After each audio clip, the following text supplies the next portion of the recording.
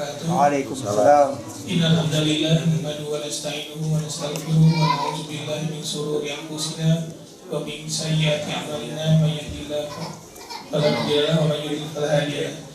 Segala puji bagi Allah yang telah berikan nikmatnya pada kita sehingga kita bisa hari ini menjalankan ibadah puasa dan kita tiba pada kajian Islam menjelang maghrib yang insya Allah akan dibawakan oleh Ustadz Dr. Saiful Bahari yang sudah berada di tengah-tengah kita.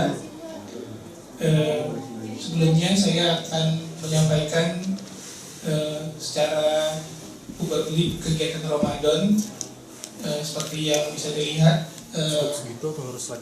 pada setiap hari Sabtu seperti hari ini kita akan mengadakan puasa bersama-sama dan sebelumnya ada kajian menjelang maghrib.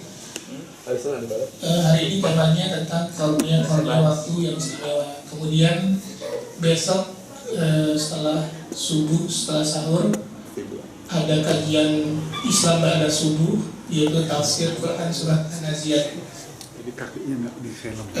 Untuk lebih lengkapnya kegiatan Ramadan ini bisa dilihat di papan pengumuman Masjid Al-Falah di toko dan juga bisa dilihat di page-nya IWKZ di Facebook. Iya, mungkin sementara itu dari saya. Selanjutnya mari kita dengarkan ceramah dari Ustadz. Pada Ustadz saya silakan.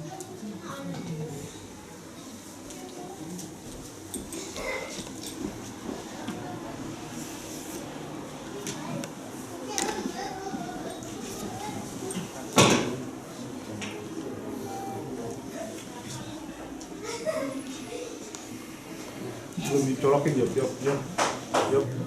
Belum dicolokin ini.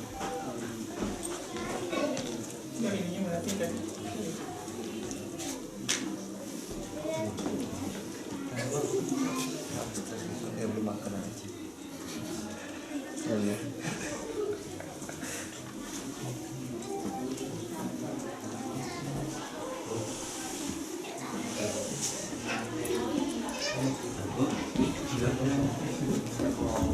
Satu jalan mana ya?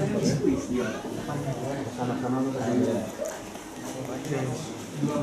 Udah apa? Masa tahu? Ya jadi nggak bang mau tidur alasannya. Mau tidur Apa ya? mungkin gua kesana.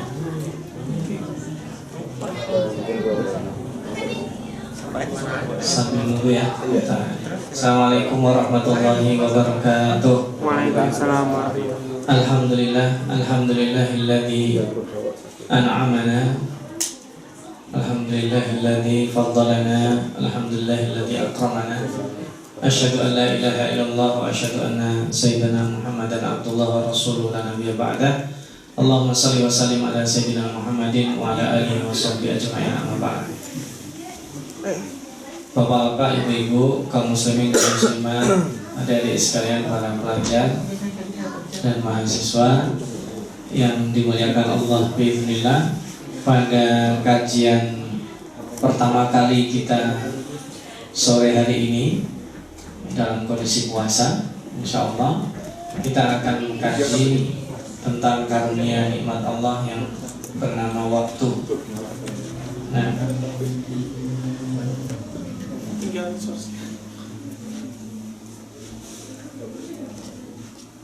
kita insya Allah akan membahas beberapa waktu-waktu yang istimewa ada di sini, nanti bisa kita lihat. Tetapi yang menjadi visualisasi, saya hanya ingin memvisualisasikan dalam sebuah pertandingan, dalam sebuah perlombaan itu ada yang hasilnya itu berdasarkan poin seperti tenis ya, tidak dibatasi waktu, atau ada juga dalam pertandingan itu yang dibatasi waktunya tapi poinnya terserah ya. Kalau sepak bola waktunya dibatasi ya, 2 kali 45, mau skornya berapa saja itu terserah. Basket juga gitu ya, waktunya dibatasi, poinnya terserah. Tapi kalau tenis, ada orang bisa bermain 1 jam karena bisa menentukan cepat. Ada juga bisa bermain berjam-jam karena di situ poinnya adalah bukan waktu tetapi poin. Nah, ibarat sebuah pertandingan, kita akan yang kita bahas, coba saya ini.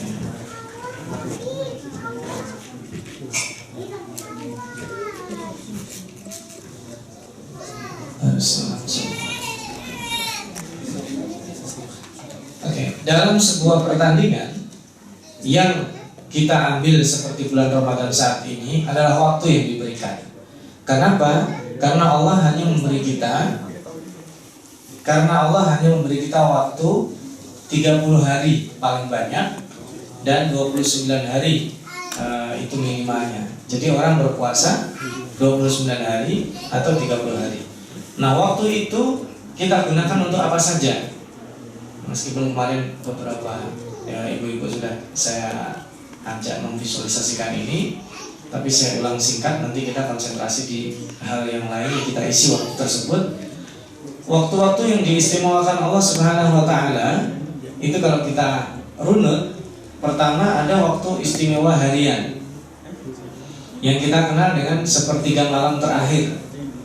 Dalam hadis qudsinya Allah berfirman bahwa Allah Subhanahu wa taala itu turun ke bumi, ke langit bumi itu sepertiga malam yang terakhir. Kita jangan bayangin Allah nongkrong, itu enggak. Maksud turun adalah Allah mendekatkan sehingga Allah mengatakan fahal min mustaghfirin fa'aghfirullah. Ada enggak orang minta ampun, saya ampuni dia? Ada enggak orang minta fa'ataitu, fahal min sa'ilin fa'ataitu. Nah, tapi pertanyaannya, siapa yang sepertiga malam terakhir itu digunakan untuk sholat dan istighfar serta minta pada Allah SWT? Kita mungkin tapi sesekali, nggak tiap hari kan? Nah, kalau orang yang tidak mampu menggunakan setiap hari, maka dia akan dikasih kesempatan Allah 1 pekan sekali yang disebut dengan Sayyidul Ayyam atau hari Jumat.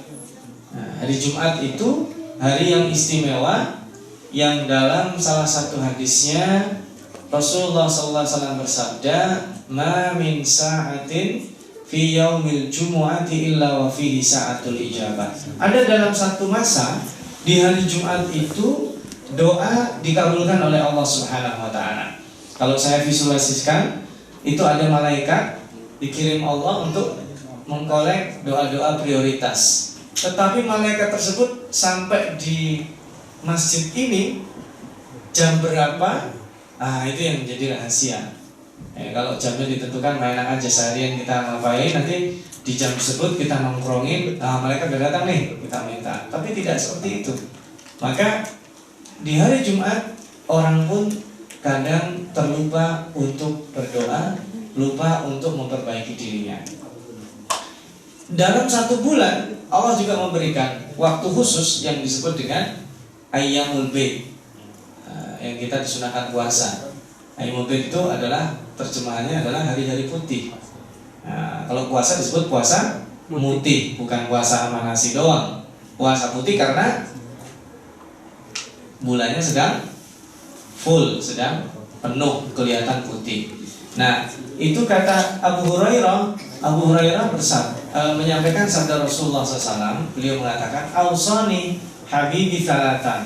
Saya diberi wasiat oleh Rasul 3.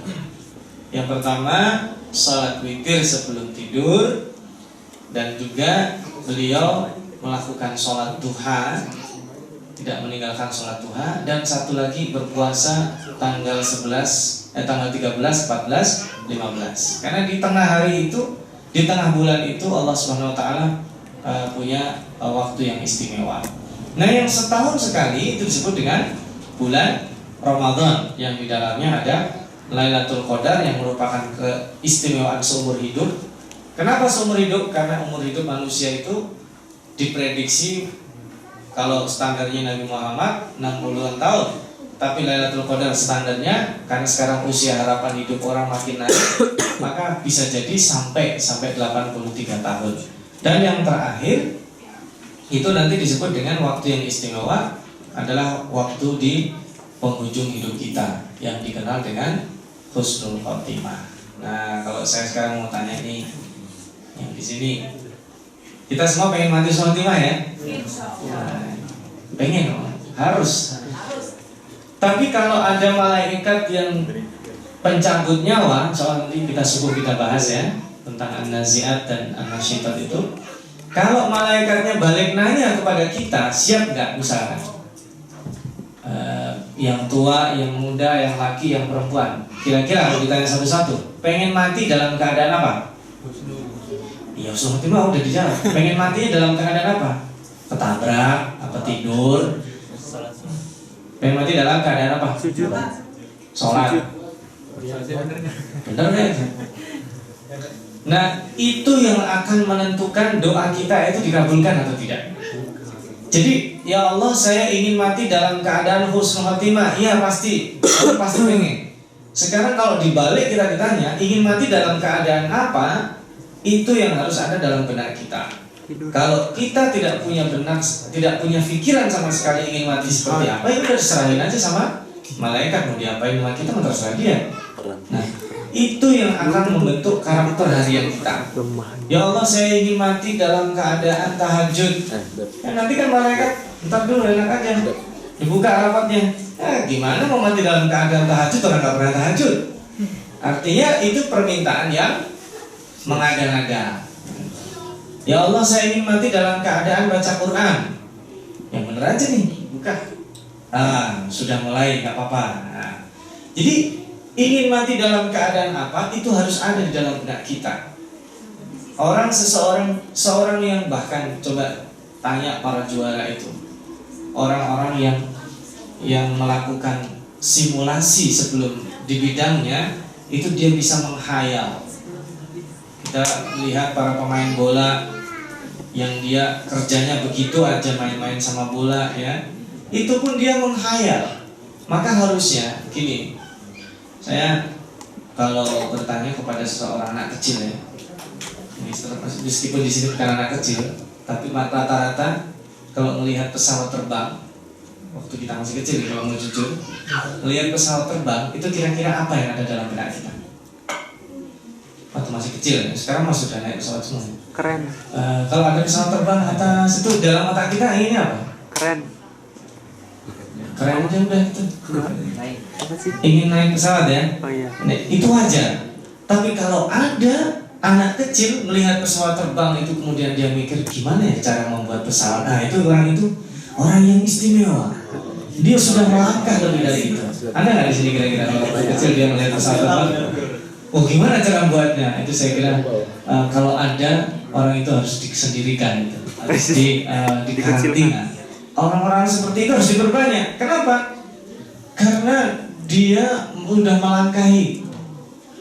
Karena dia sudah melangkahi yang lainnya. Maka gini, orang yang cerdas itu adalah orang yang merancang akhir hidupnya.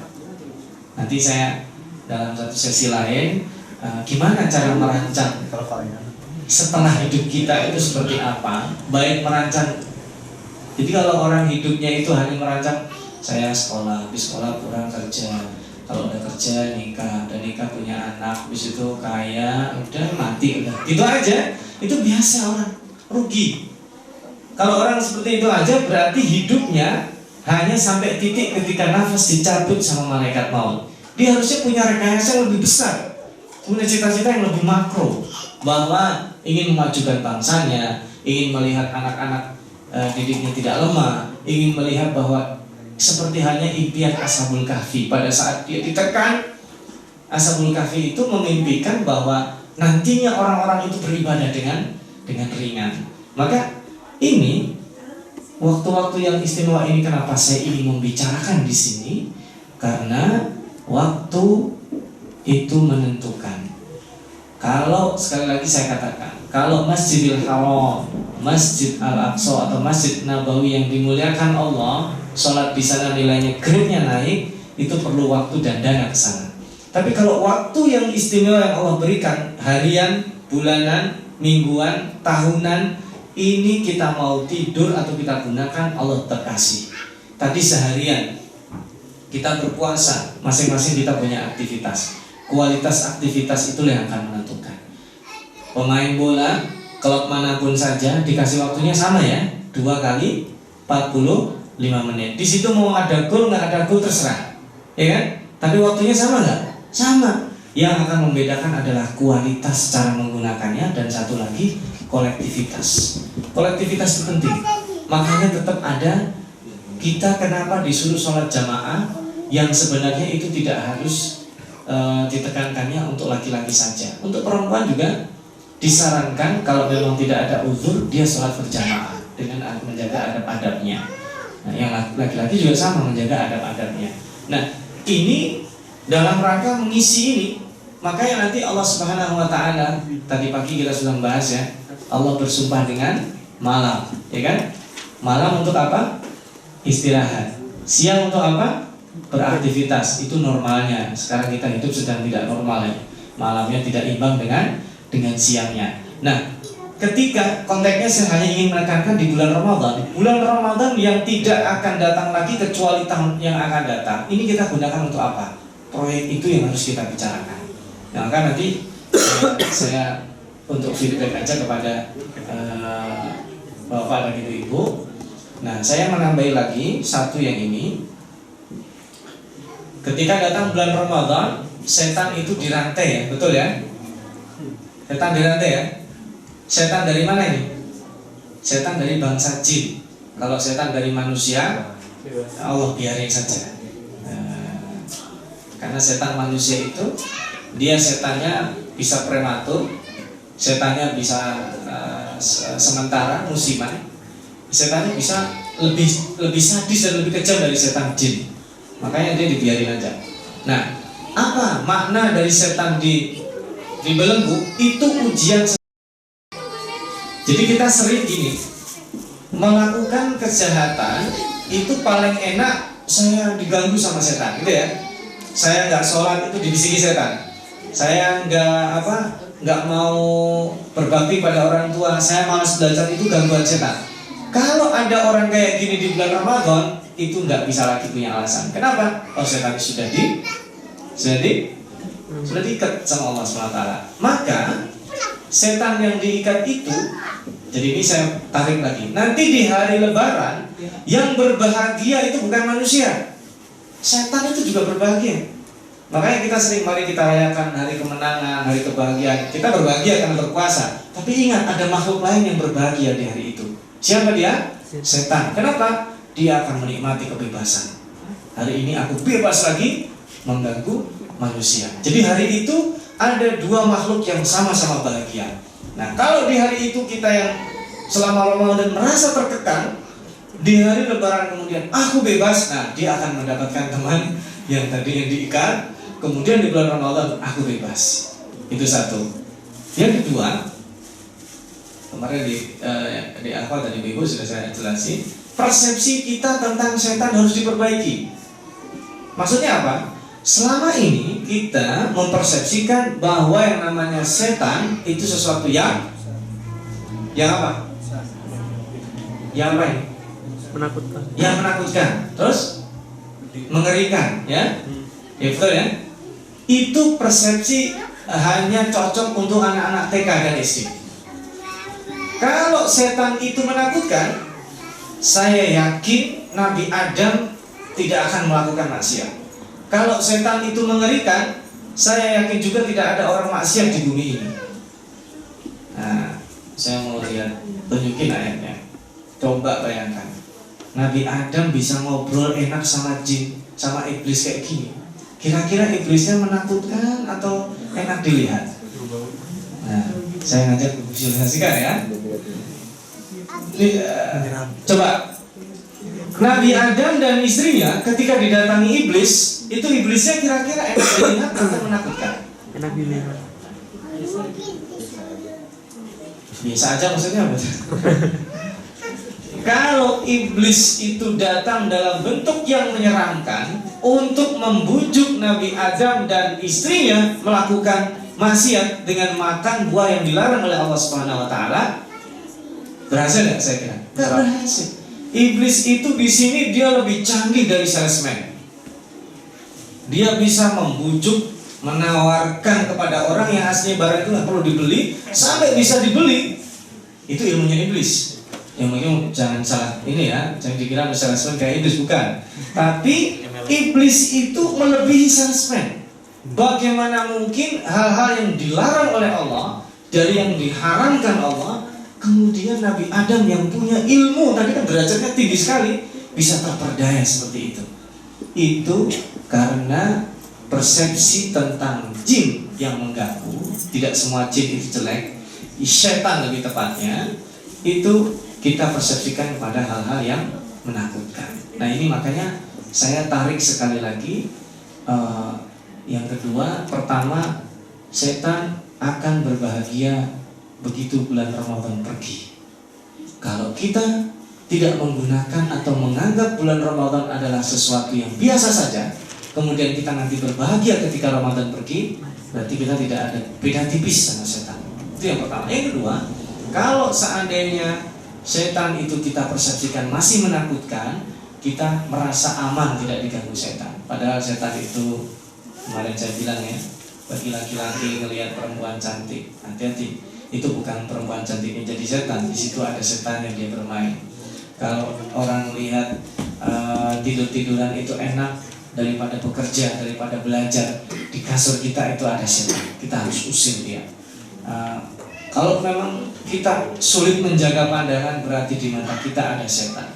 Kalau kita mudah lidah kita membicarakan orang, berarti lidah kita itu ada setan di situ. Enak kayak kita minum sirup.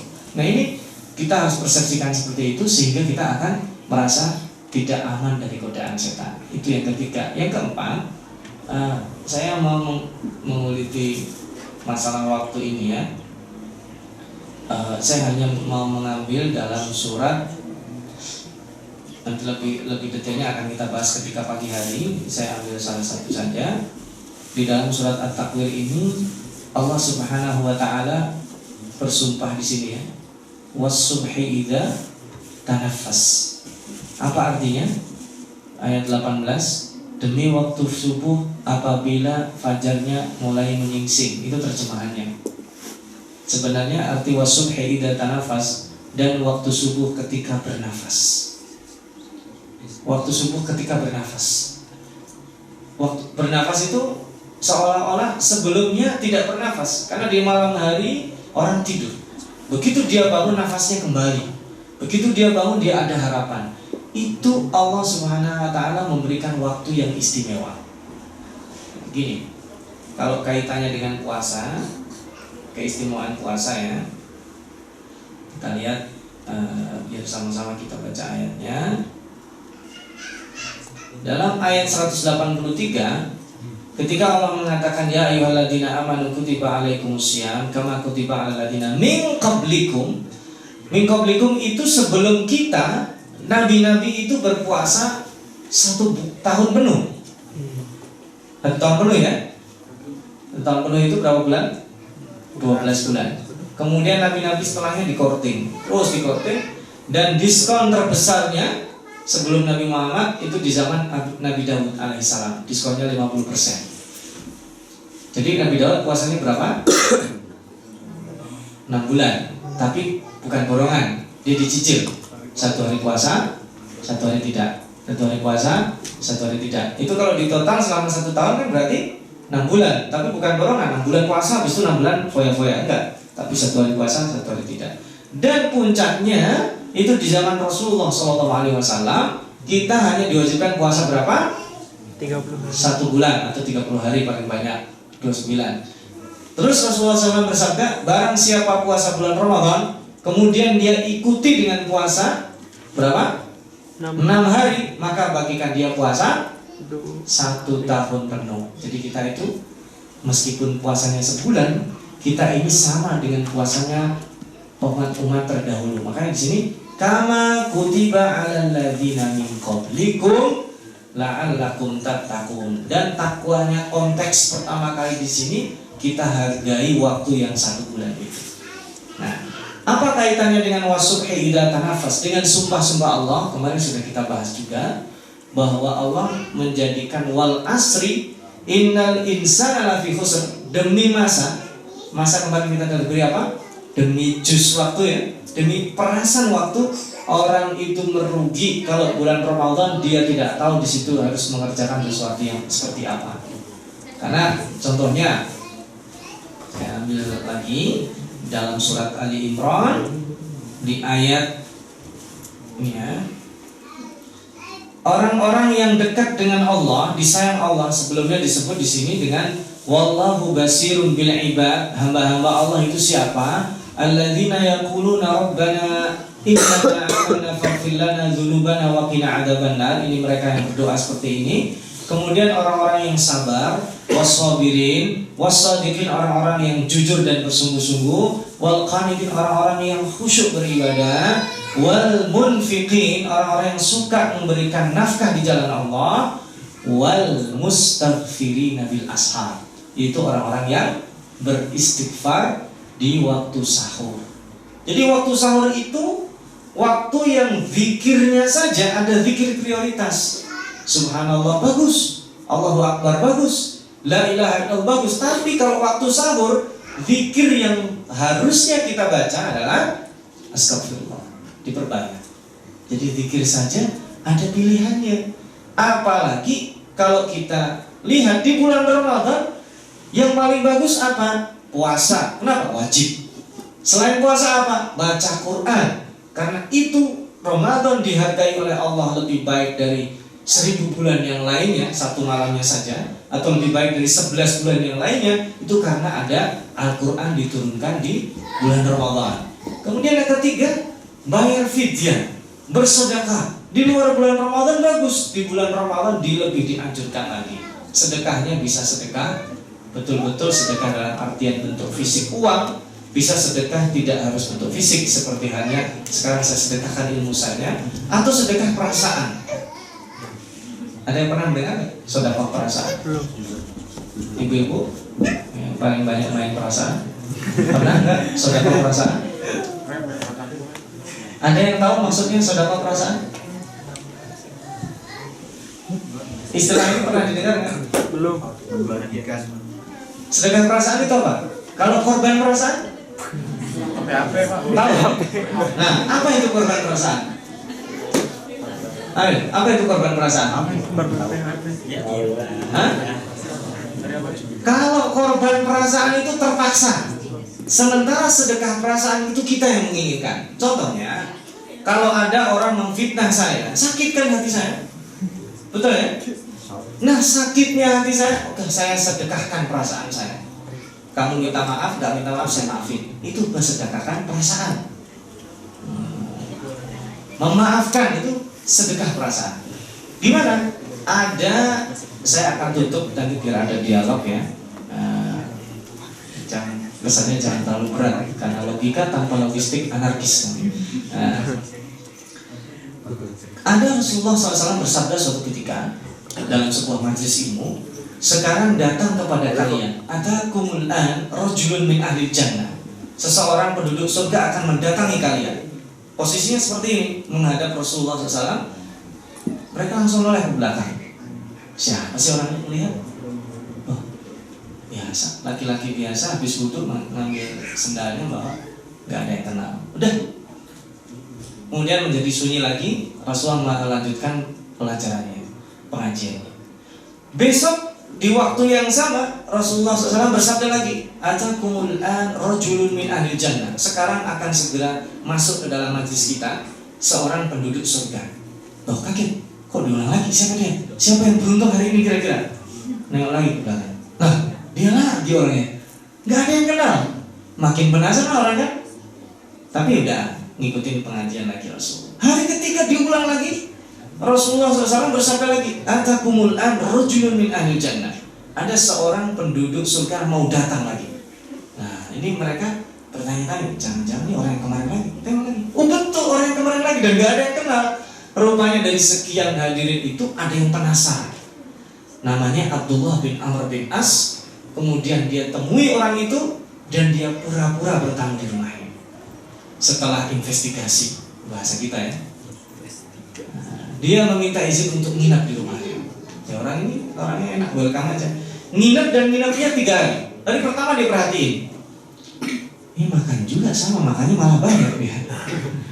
Tidur juga, sholatnya biasa, tidak lebih bagus dari saya. Kenapa Rasulullah SAW sampai menyabdakan seperti itu? Hari kedua dia amati lagi, orangnya tidur juga, sholatnya biasa. Hari ketiga gitu lagi, dan gak tahan di hari ketiga sebelum dia pulang, dia jujur, begini sahabatku, sebenarnya saya kesini ini bukan mau bertamu atau tidur kayak gini. Kalau saya mau tidur mendingan di hotel aja. Jadi saya kesini mau menyelidiki kamu. Wah, kaget dia. Ada apa nih saya diselidiki? Ada urusan apa? Begini, Rasulullah SAW itu pernah menyabdakan bla bla bla yang tadi disebutkan.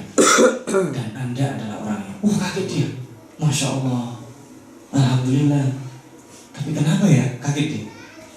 Nah, saya mau bertanya nih sama kamu, kira-kira kamu punya amalan apa? Dia bilang, wahai sahabatku, kamu di sini udah 3 hari, saya nggak ada yang saya tutupi. Kamu makan bareng sama saya makannya juga sama kamu makan. Tidur saya juga tidur, sholat sama sholat. Jadi gimana? Ya nggak tahu, saya juga nggak tahu kata dia. Akhirnya Abdullah bin Amr bin As ini dia pulang. Tapi sebelum pulang tiba-tiba orang ini bilang, sebentar sini. Begini, saya tidak punya amalan apa-apa, cuman ada hal yang rutin saya lakukan setiap hari.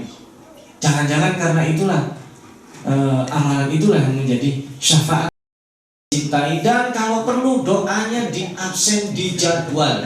Itu yang kita jarang melakukan.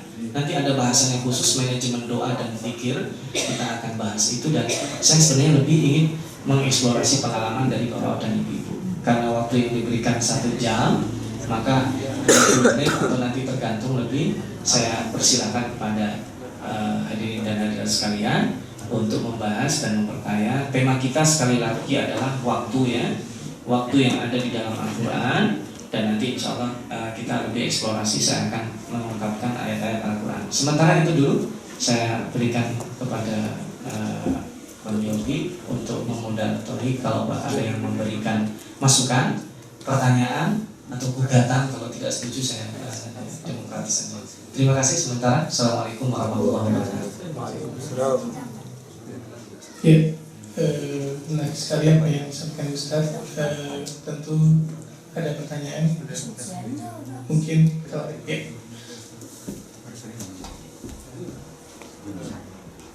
Assalamualaikum warahmatullahi wabarakatuh.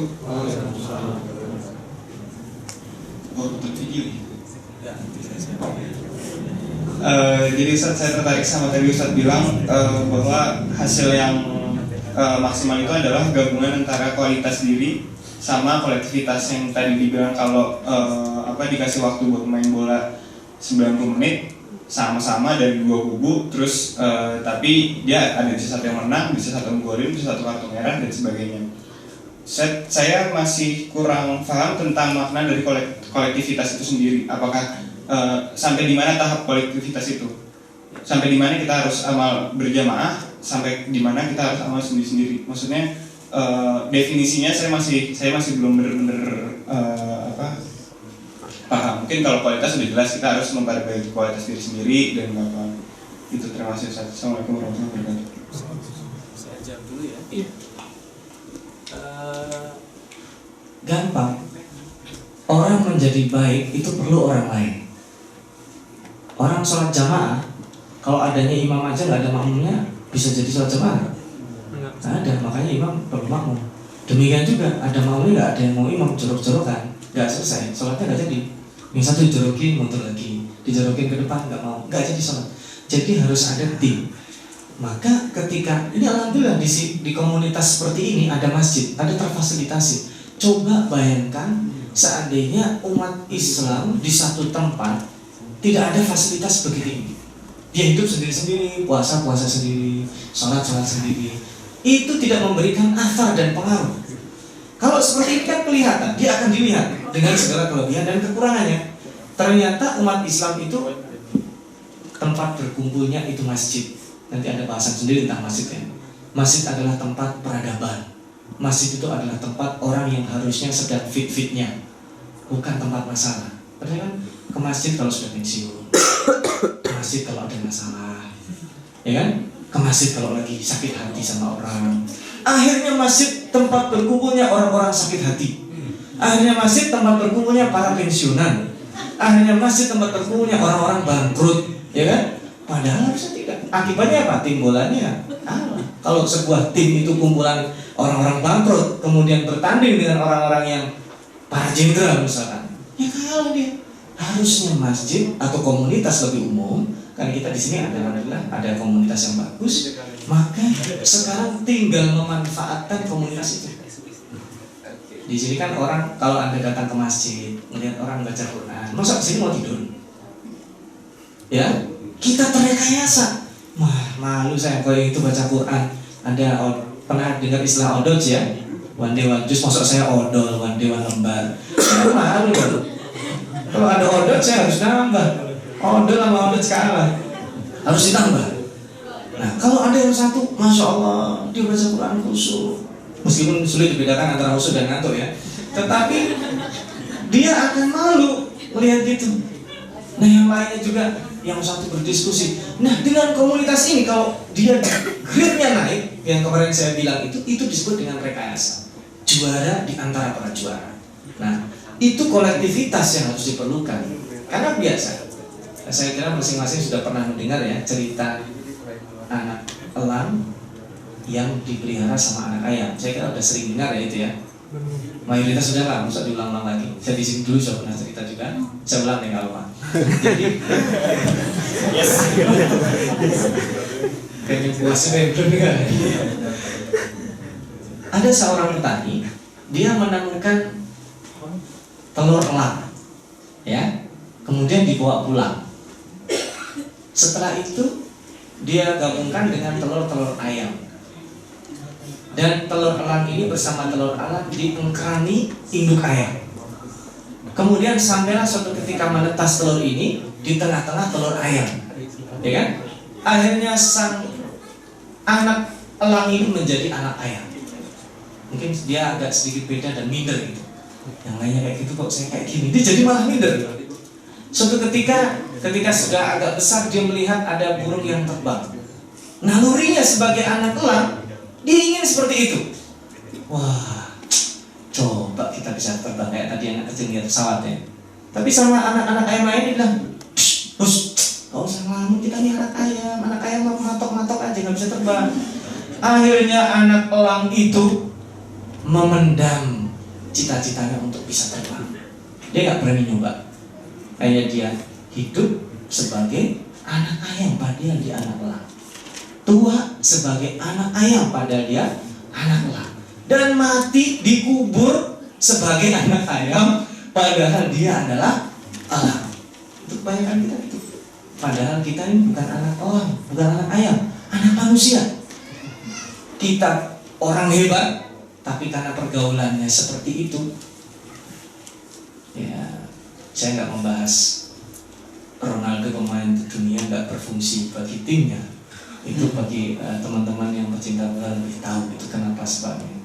Saya tidak membahas kenapa tim Jerman dan Belanda. Nah itu kita bahas itu orang yang hobi bola itu analisanya sudah fanatisme lain-lain dan kita nggak bahas itu. Kita mencari bahwa kolektivitas itu lebih penting. Di dalam sholat berjamaah rapi. Padahal yang di soft pertama dengan yang soft setelahnya masing-masing punya pikiran. Dia sudah sabar-sabar, imamnya nggak selesai-selesai. Ya, atau lain misalkan, saya tadi cari kunci nggak ketemu, ini rakaat pertama baru tahu itu tadi ada di situ. Ya kan? Nah itu masing-masing seperti itu, tapi kualitas berjamaah itu yang akan menjadikan dia lebih baik dari sholat sendiri. Kenapa? Tadi itu terekayasa. Malu dong dia di sini sedekah. Ya lihat aja kalau kotak amal masjid itu berjalan, kalau setiap kotak jalan dilewatin aja atau dia pura-pura ngantuk, itu malu dia lama-lama. Itu yang disebut dengan rekayasa sosial. Ikhlas itu harus ada terpaksanya, ada periode terpaksa. Dan saya pernah mengalami itu. Cerita aja nggak apa-apa. Saya waktu ketika kalau sedang tidak jauh sholat di dekat rumah, ya meskipun bawa kendaraan, sedang misalkan mau ngisi bensin, udah kita siapin yang sini 100.000, Yang di sini untuk kotak amal. Sudah pastilah kotak amal dengan isi bensin pasti sudah tahu. Banyakan mana kira-kira? Bensin. Nah, isi bensin. Ya, kira-kira lah gitulah. Nah, tapi pas kita nggak sadar atau nggak sadar, karena masukin nggak dilihat ya, cemplungin aja. Habis sholat, mau isi bensin, untungnya kita lihat dulu. Nah, duit itu mana tadi? Ini tinggal duit yang untuk kotak amal malah, yang untuk bensin dimasukin amal. Bisa kita protes? Iya. Bisa kita balik ke masjidnya, Pak, salah nih, ini tadi yang untuk saya bilang nggak bisa. Itulah kita di situ harus terpaksa ikhlas. Nah, ikhlas itu harus ada paksaan. Kalau kita tidak terpaksa ikhlas, sulit. Ya sama nanti suami istri kalau sudah tidak harmonis itu, saya tuh nikahin kamu terpaksa. Wah, dulu katanya cinta, sekarang terpaksa. Nggak apa-apa, tapi terpaksa lama-lama akan menjadi terbiasa. Tapi kalau sudah terbiasa, cinta itu juga jadi hilang. Nah, maka keterpaksaan itu harus dipelihara. Kalau orang sudah terpaksa puasa selama 1 bulan, itu maknanya apa? Nanti di bulan setelahnya dia mudah puasa. Kalau orang di dalam bulan Ramadan terpaksa dia menjadi penyayang, nanti di luar bulan Ramadan dia akan terlatih menjadi penyayang. Kalau di sini dia sudah terbiasa mengkaji Al-Quran lebih dalam, merasakan enaknya, di luar bulan Ramadan dia tinggalkan percuma. Itu singkatnya. Yang namanya kolektivitas itu tergantung temannya. Kalau temannya nggak berkualitas, dia meskipun berkualitas dia akan terdowngrade kayak tadi itu. Maka pentingnya di sini kolektivitas. Alam, mudah-mudahan tidak terlalu panjang jawabannya. Silakan kalau ada pertanyaan lain. Atau tanggapan dari ibu-ibu atau dari bapak-bapak.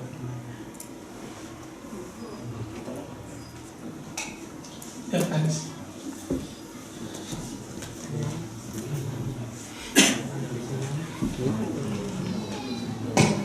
Bismillahirrahmanirrahim. Sehubungan dengan gambar yang lagi ditampilkan Pak Ustaz, itu tadi dikatakan bahwa ketika Ramadan selesai atau datang 1 Syawal, itu setan itu berbahagia gitu, sementara kita juga bahagia.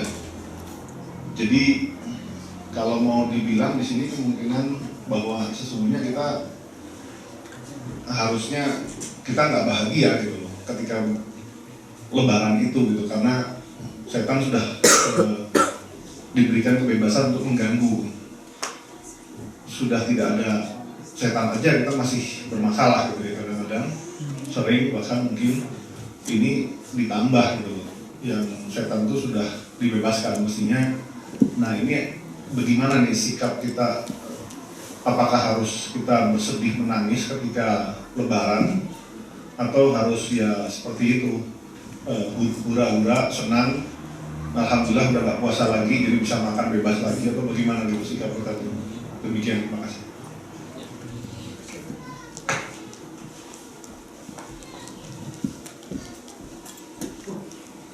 Sebenarnya setan bahagia itu bahasa sindiran.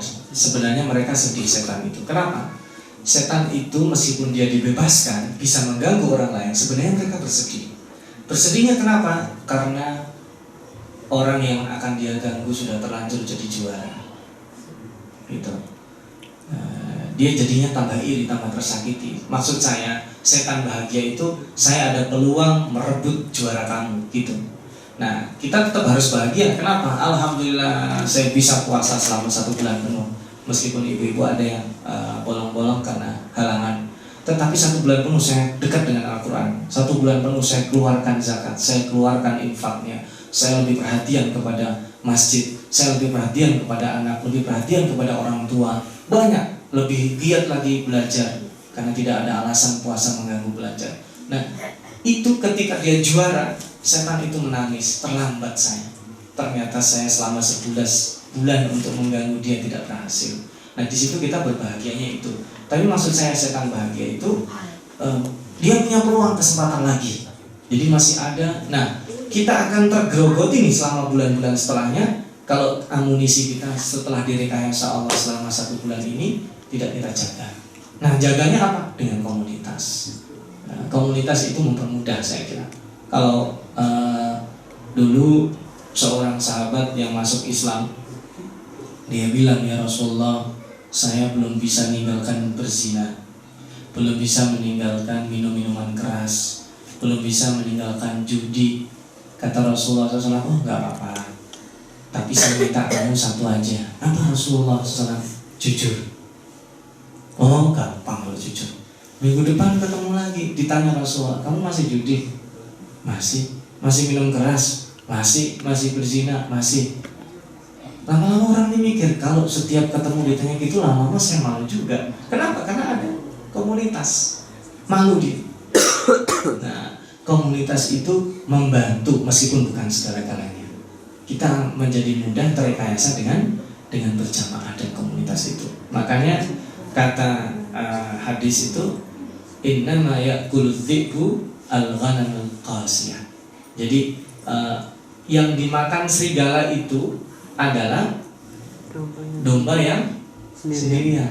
Jadi ada domba jalan bareng gitu, yang diincar serigala itu bukan tengah. Dia kalau masuk domba diincar-incar mati juga itu serigala. Dia ngincar domba yang agak keleler-kelereran, dia nggak konsisten, tidak disiplin bergabung dengan komunitasnya, diincar dan matilah dia.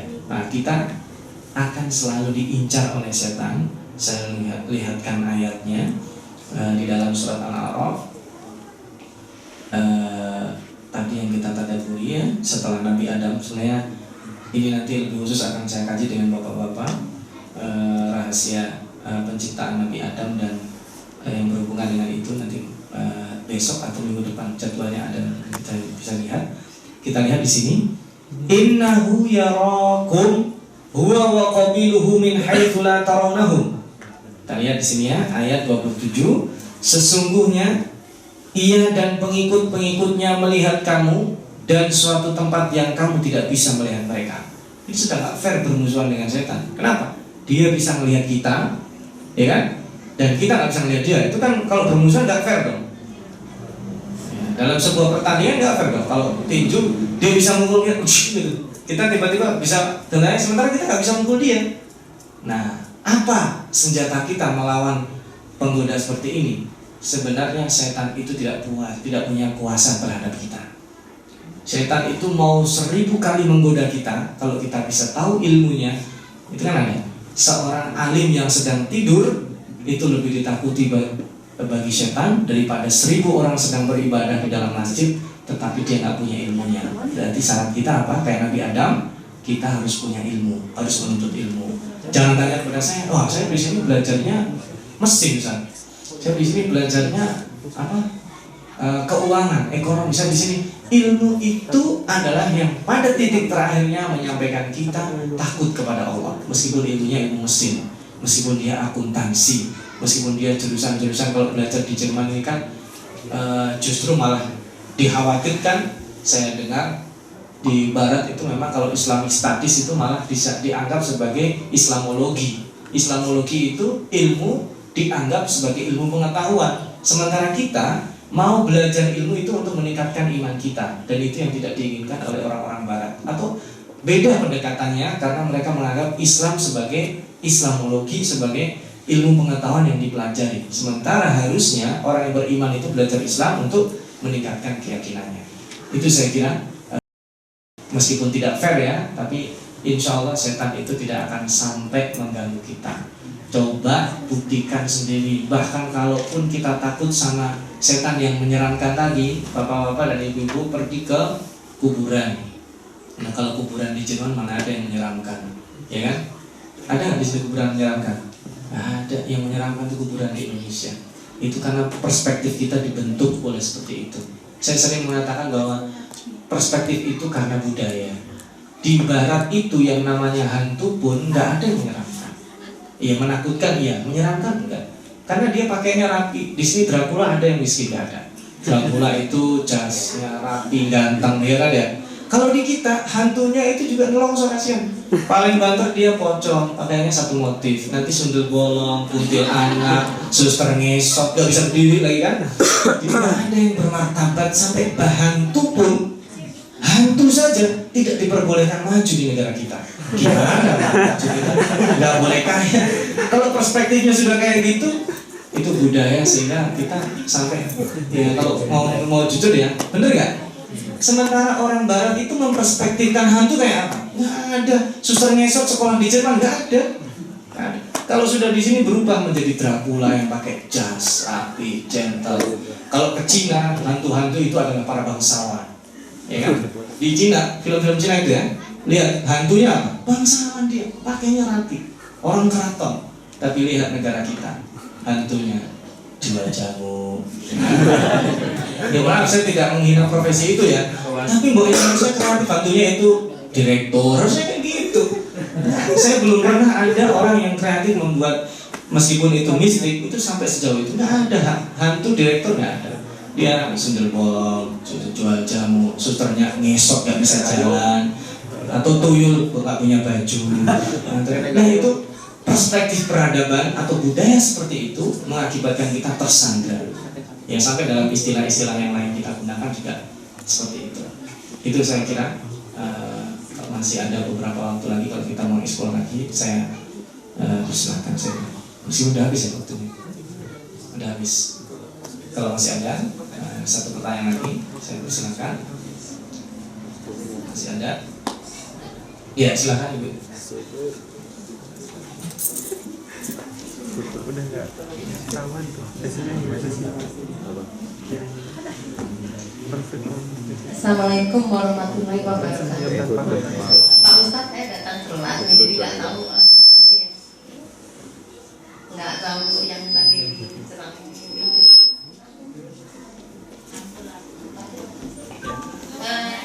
Jadi saya pertanyaannya nggak ada kaitannya dengan yang ini. Cuma saya ingin tanya apakah sah saya habis sholat isya, sholat tarawih, terus makan lagi, terus pagi-paginya saya udah nggak mengikuti apa itu buka puasa gitu, sahur maksudku. Jadi udah gitu terus saya pas ngaji pas sholat itu karena saking ngantuknya itu nggak tahu berapa rakaat tiduran gitu. Terus itu sah atau enggak Pak Ustadz? Sholatnya gitu. Sahurnya juga sah atau tidak, karena sahurnya udah digabung dengan waktu buka.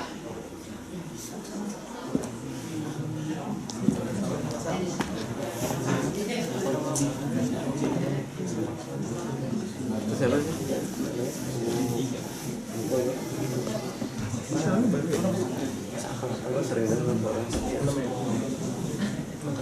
Yang pertama, sahur itu hukumnya sunnah ya. Sahur itu sekali lagi hukumnya sunnah. Meskipun di dalam ayat ini Allah merekayasa, saya bacakan ayatnya. Wa kulu washrabu hatta yatabayyana lakumul khaytul abyadu minal khaytil aswadi minal fajr. Makan dan minum kalian sampai datangnya waktu fajar. Berarti kita disunahkan makan sahur itu dekat fajar. Ini rekayasa Allah supaya apa? Supaya kaki kita ringan menuju masjid, sholat bersama-sama secara berjamaah. Kalau sholat sahurnya jam 12, sholat fajarnya jauh banget, kemungkinan tidur habis itu. Jadi ini rekayasa Allah, tapi sunnah hukumnya. Jadi kalau kita nggak sahur, puasanya sah nggak? Ya sah aja karena dia sunnah, tapi sunnah ini sangat dianjurkan. Tetap puasanya tetap sah. Yang nggak sah kalau sahurnya habis sholat subuh, saya mau sahur duluan, nah itu baru nggak sah. Habis sholat subuh sebelum kerja, sahur itu namanya sarapan. Beda tipis antara sahur dan sarapan. Oke. Yang kedua, sholat kalau tidur nggak sah. Ya bedanya tipis banget sholat sama tidur. Enggak. Kalau ketiduran nggak apa-apa. Jadi gini, kalau sholat ketiduran itu saya artikan ngantuk ya. Kalau tidur mah saya kira emang ada orang sholat sambil tidur atau tidur sambil sholat? Nggak ada. Ngantuk mungkin ya. Kalau ngantuk itu sering bisa. Karena gini, kalau mau jujur, orang sholat khusyuk apalagi berjamaah itu lebih sulit. Sholat sendiri bisa jadi lebih khusyuk, tetapi pahalanya kenapa lebih banyak berjamaah? Karena tadi itu rekayasa kebaikan bersama. Meskipun orang sholat berjamaah itu kayak orang naik pesawat atau naik bis asing. Begitu naik tidur dia. Allahu Akbar, pasrah anda sama imam mau dibawa kemana aja. Nah, ya kan? Begitu sudah tahiyat akhir dia nunjuk nunjuknya pun nggak sadar kalau assalamualaikum udah sampai. Itu banyak yang kayak gitu. Nah kalau kayak gitu semua orang kayak gitu berarti belum berkualitas. Tapi itu masih mending karena nanti lama-lama dia sadar dibanding dia sholat sendiri, karena sholat sendiri itu nggak ada akarnya. Nah, jadi kalau ngantuk sesekali ngantuk selama sekali lagi ngantuknya nggak keterlaluan ya kan, ada juga orang udah sujud yang lain udah salam masih sujud aja. Nah, itu lain. Saya kira itu dia perlu tidur dulu aja dah, tidur dulu baru setelah itu sholat. Nah, atau ya dipaksa dulu supaya bisa sholat baru setelah itu tidur. Karena emang saya akui ini berat. Saya kira berat bukan di cuaca ya, cuaca nggak ada masalah saya. Cuaca ini malah lebih relatif dingin. Berat di durasi siang yang panjang, kemudian waktu tidur kita malam itu sebenarnya tidur malam tidak tergantikan dengan tidur di pagi hari. Tetapi ya itu kita harus mengalami berdamai dengan keadaan. Itu saya kira yang bisa saya sampaikan. Sebelum saya tutup, saya mau putarkan satu video yang potongan aja. Dulu udah pernah saya putar. Ya, sekali lagi yang lihat bisa jadi lupa, maka saya putar lagi. Wah.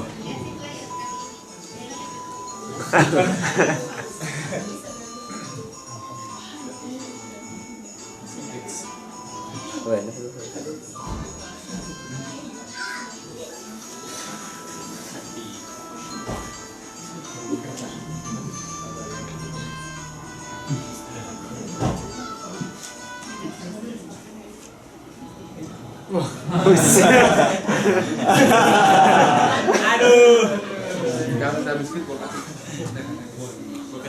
Satu kotak dah. Setengah.